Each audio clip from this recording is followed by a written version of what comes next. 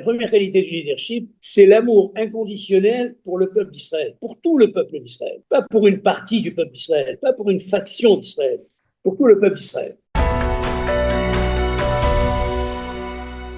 Eh bien, nous avons le plaisir d'être en ligne avec David Saada comme chaque jeudi. David, bonjour, Boker Tov. Boker Tov, Daniel. Merci d'être avec nous ce matin à la veille de cette paracha de Shemot, paracha qui inaugure donc le livre de Shemot, le livre des noms justement, et c'est assez intéressant parce qu'on peut se poser la question aussi pourquoi le deuxième livre de la Torah porte le nom de Shemot. Alors que la traduction, on va dire en français, c'est Exode, ce n'est pas exactement la même chose, mais on ne va pas s'arrêter sur ce point important, mais plutôt on va essayer à travers ce que nous allons lire dans la paracha de cette semaine, de parler du leadership d'un leader juif et en particulier de Moshe Rabbeinu, qui pourrait être considéré de prime abord comme l'anti-leader, n'est-ce pas? Oui, oui et non, c'est-à-dire que Moshe Rabbeinu, c'est bien entendu d'abord le prophète. On ne va pas parler du prophète qui est inégalable, hein, selon la tradition. C'est véritablement celui qui a eu qui a rapporté la parole de Dieu de manière directe. Et donc, mais il était aussi, en dehors du fait d'être prophète, il était aussi un leader politique. C'était le roi, puisqu'il n'y avait pas de roi à l'époque. Il avait la fonction politique. Il a conduit un peuple, il a mené des guerres. Et donc, on peut, dans le texte de tout le livre de Shemot, notamment, mais pas seulement du livre de Shemot, hein, dans le livre de Bamidbar aussi, à travers ce qui nous est dit de Moshe, il n'y a pas grand-chose d'ailleurs, mais il y a des éléments qui révèlent ses qualités de leader. Alors, si vous permettez, effectivement, vous avez mis l'accent sur le fait que c'était un leader qui ne voulait pas l'être. C'est vrai. Et donc, ça fait appel à son humilité, mais je voudrais commencer peut-être par une qualité qui chronologiquement apparaît la première, dans cette paracha justement Shemot, où il est dit Vaïkdal Moshe, Vayetse Elecham. Moshe a grandi, il a grandi sur le plan de son âge, mais il a aussi grandi sur le plan de moral. Il est sorti vers ses frères. Et je dirais que ça, c'est la première qualité. La première qualité du leadership, elle est relevée dans les midrashim, etc.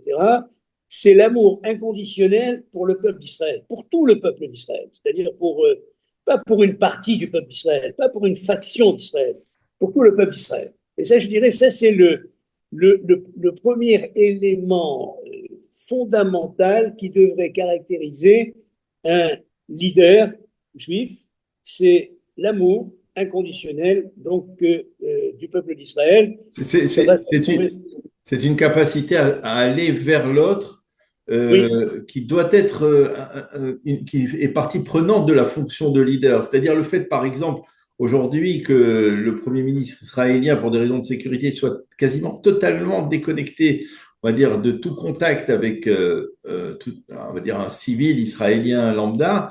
Eh bien, ça pose un problème peut-être. Est-ce que ça peut prouver qu'il n'est pas véritablement, qu'il ne palpe pas véritablement l'atmosphère qui règne au sein du peuple? alors c'est un peu, effectivement, c'est la difficulté dans le leadership politique actuel, c'est effectivement le risque d'être coupé directement du peuple, c'est sûr. Et donc il y a cette nécessité du lien direct avec le peuple, avec ses besoins, avec ses problèmes immédiats, avec une espèce d'empathie permanente qui va se retrouver d'ailleurs pas seulement chez Moshe Rabbeinu, quand il va passer le pouvoir à Yoshua, c'est ça qu'il va mettre en avant. Il va dire il faut écouter tout le monde. Il faut écouter tout le monde. Il faut être là.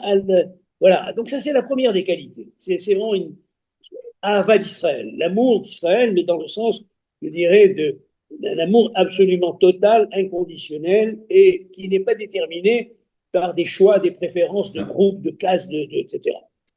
Moi, il y a un autre élément, David, vous allez me dire si vous le partagez, qui m'impressionne, c'est dès que devant le buisson ardent, eh bien, Akadosh Baruch Hu se révèle à Moshe, eh bien, Moshe dit Mi ani ki elech el paro, c'est-à-dire qui suis-je? Et il le dit même avant même de se préoccuper de savoir qui est Akadosh Baruch Hu, parce que ce n'est que dans la seconde étape qu'il va dire quel est ton nom. Est-ce que finalement il y a là aussi d'abord aussi cette capacité à dire qui suis-je moi pour remplir une telle mission?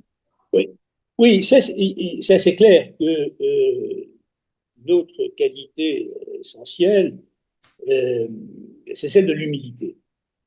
C'est celle de l'humilité parce que l'humilité, ça ne veut pas dire une espèce de sous-estimation de ses capacités. Moshe Rabbeinu était certainement très conscient de ce qu'il était capable de faire. Mais ce n'est pas ça le problème.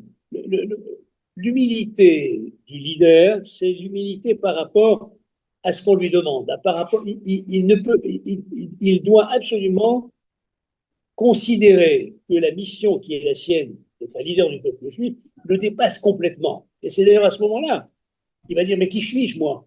Parce que la mission qui lui est confiée par Dieu lui-même.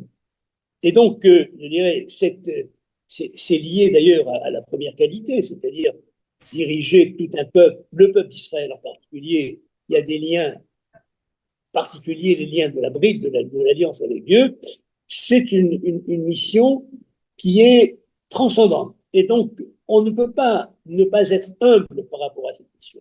Voilà. Et Alors, il a donné la bonne réponse à Dieu. Quand il m'a dit, mais qui suis-je? Je veux dire, bien sûr, je peux faire tout ce que je peux, mais je serai toujours dépassé par la transcendance, par l'importance absolue de la mission qui m'est confiée. Alors, je vais me permettre de revenir sur votre premier point, sur cette capacité de Moshe Rabbeinu à sortir vers ses frères. Effectivement, c'est mentionné d'emblée dans la paracha. Seulement, si l'on voit très rapidement le déroulé et la chronologie, eh bien, on se rend compte qu'après, Moshe Rabbeinu va quitter l'Égypte, il va quitter tout, il ne va pas être en contact avec le peuple d'Israël pendant près de 40 ans. Et c'est-à-dire, que sait-il lorsqu'il revient porteur de la mission que lui a confiée Akadosh Baruch Hu? Que sait-il du peuple juif? Est-ce qu'il est véritablement au courant on va dire, de l'oppression, de l'état d'oppression dans lequel le peuple évolue? C'est pas tout à fait évident. C'est-à-dire, il y a une coupure de 40 années là qui peut d'une certaine manière remettre en cause ses capacités à conduire la sortie d'Égypte et la fin de l'exil. Oui, d'ailleurs, ça nous est relaté dans le récit. Non seulement il doute, son humilité fait qu'il il doute de lui-même, mais il doute aussi du peuple d'Israël. Il est parti d'Égypte sur une mauvaise Oui, relation avec oui, ceux qui étaient ceux qui l'ont dénoncé. oui. Et donc, il a des doutes sur véritablement le mérite qu'aurait le peuple d'Israël de pouvoir être libéré. C'est Dieu lui-même qui va lui dire, mais d'ailleurs, il va dire, mais il ne va pas m'écouter. Il va dire, parce qu'il pense que dans la misère dans laquelle ils sont, ils ne s'attendent pas à ce qu'il y ait un leader qui les convainque. Mais je dirais ça fait partie aussi de l'humilité, ça fait partie aussi je dirais, d'une. Alors, il a été effectivement un peu puni parce que Dieu leur reprochait un peu de la shonara vis-à-vis du peuple d'Israël, parce qu'il a douté d'eux. Mais je dirais cette hésitation fait aussi de lui l'homme humble qu'il était. Il s'est repris d'ailleurs tout de suite. Il a accompli la mission que Dieu lui demandait. Mais je dirais, il y a une autre qualité qui va apparaître d'ailleurs, on est plutôt de Bamidbar, c'est que l'amour d'Israël, son humilité, s'accompagne de quelque chose de extrêmement important, le désintéressement total. C'est-à-dire le fait qu'il est un donneur et pas un receveur. Il ne fait que donner. Il n'a jamais rien pris. Il le dit d'ailleurs lui-même dans le livre de Bamidbar, au Bnei Israël. Il est là que pour donner la Torah, permettre au peuple d'Israël, évidemment, d'être délivré, le conduire vers la terre d'Israël. Et ça, je dirais, ça fait partie c'est la conséquence à la fois de Ahavat Israël, de l'amour d'Israël, de son humilité, c'est-à-dire de sa conscience de la mission qui est la sienne, et donc il n'attend rien en retour. Comme on approche de la fin de notre entretien, je veux essayer, comme on le fait chaque semaine, de calquer ces enseignements sur la réalité aujourd'hui dans la société israélienne. Est-ce que vous avez véritablement l'impression qu'on peut, puisqu'on est rentré en année électorale 2026, on peut trouver dans la population israélienne un homme, une femme qui serait doté de ces capacités, en particulier de l'humilité nécessaire pour guider un peuple aussi complexe que le peuple d'Israël de retour sur sa terre? Vous avez le sentiment que ce que d'ailleurs Moshe Rabbeinu n'a même pas pu faire, puisqu'il a été freiné à l'entrée de la terre d'Israël. Vous pensez vraiment à travers les caractéristiques que nous avons évoquées, il y a un leader possible aujourd'hui dans la vie moderne de l'État d'Israël, dans la vie politique d'Israël? Je l'espère. Ce sont les qualités idéales. Personne n'atteint ces qualités idéales. Et moi, j'ajouterai une dernière qualité. On en a parlé de trois, j'en ajouterai une quatrième. Et elle me paraît aussi extrêmement importante, et peut-être qu'elle corrige toutes les autres, c'est la Emouna. C'est la Emouna, c'est-à-dire il est appelé Eved Neheman, il est appelé serviteur Neheman, fiable. Fiable dans le sens où il a une Emouna à toute épreuve, c'est-à-dire où il ne va faiblir devant aucune avanie, ni devant les erreurs qu'il a pu faire, ni devant les attaques qu'il peut subir. Je dirais, cette Emouna-là a fait que Moshe a conduit le peuple d'Israël jusqu'à la terre d'Israël, alors que c'était véritablement une gageure. Et donc, je dirais, la Emouna me paraît être la qualité qui réunit toutes les autres qualités parce qu'elle permet de tenir et de se corriger quand on commet des erreurs.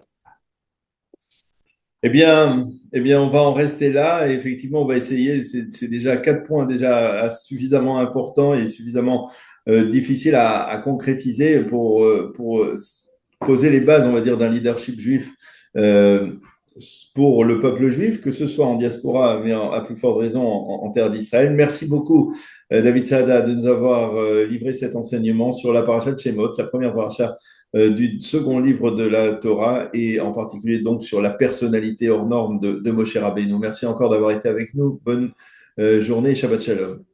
Shabbat Shalom, Daniel.